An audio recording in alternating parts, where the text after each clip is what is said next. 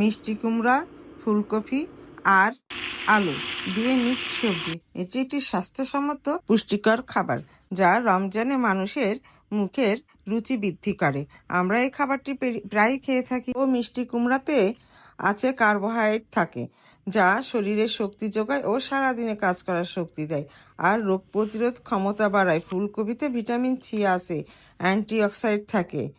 মিষ্টি কুমড়ায় প্রচুর vitamin A আছে, যা চোখের দৃষ্টিশক্তি ভালো রাখতে সাহায্য করে, হজমও ভালো করে। এই 3 সবজির আঁশ ফাইবার আছে, যা হজম শক্তি বাড়ায় এবং কোষ্ঠকাঠিন্য কমাতে সাহায্য করে, ত্বক ভালো রাখে। ফুলকপি ও কুমড়ার ভিটামিন ত্বকের সুস্থ ও উজ্জ্বল রাখতে সাহায্য করে।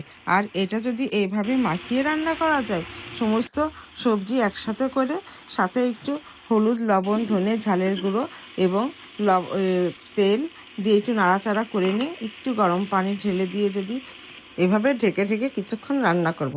তারপরে এই দেখেন ফাইনাল লুক।